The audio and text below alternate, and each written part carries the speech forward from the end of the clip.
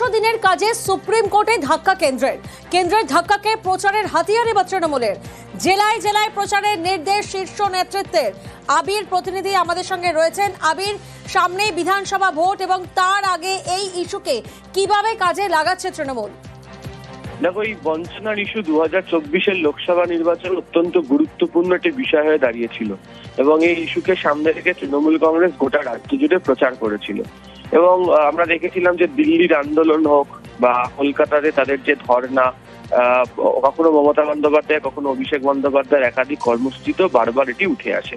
এবং শেষমেশ যখন কলকাতা হাইকোর্ট বলেছিল যে বকেয়া মিটিয়ে দিতে হবে, তারপরে তো বকেয়া মেটানো হয়নি, মামলা সুপ্রিম কোর্ট পর্যন্ত গড়ায় এবং গতকাল সুপ্রিম কোর্টের নির্দেশ হাতে পাওয়ার পর একেবারে দলের সমস্ত স্তরের নেতৃবৃন্দকে নির্দেশ দেওয়া হচ্ছে যে এই ইস্যুতে পুরোপুরিভাবে প্রচারে নামতে।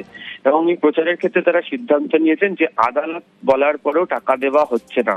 দুটি আদালতই, শীর্ষ আদালত বারবার ধরে টাকা দিতে তাদেরকে বলেছে, যদিও সেই টাকা দেওয়া হয়নি। এবং এতে তারা বলছেন যে রাজনৈতিকভাবে পক্ষপাত দুষ্ট একটি আচরণ করা হচ্ছে।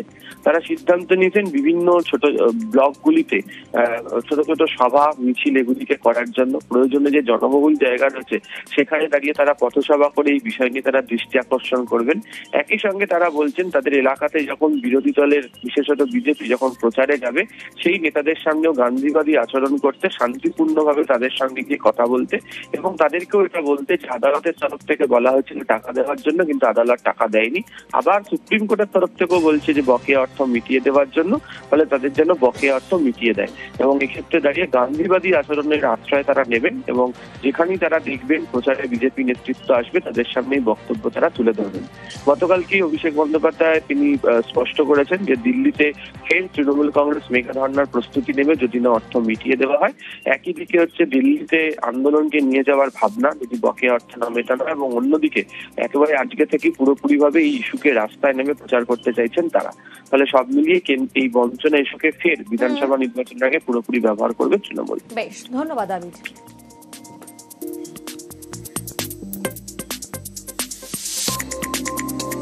আর এই বিজেপি নেতারাই তো বারবার বলেছেন, দিল্লিকে বলেছি বাংলাকে টাকা না দিতে। তো যে নেতারা টাকা দিতে বারণ করেছিল, আপনাদের টাকা আটকে রেখেছিল, সেই নেতা যখন আপনার এলাকায় যাবে গণতান্ত্রিক পদ্ধতিতে, শান্তিপূর্ণভাবে, গান্ধীবাদী নীতিতে, জিজ্ঞাসা করবেন না রাজনীতি করতে এসছেন, টাকাটা কোথায়? গণতান্ত্রিক, শান্তিপূর্ণ, সম্প্রীতিমূলক, সংহতিমূলক, ঐক্যমূলক, প্রেমমূলক ভঙ্গিতে জিজ্ঞাসা করবেন না কেন টাকা দেননি, টাকাটা আটকে রেখেছিলেন কেন, এখন রাজনীতি করতে এসছেন।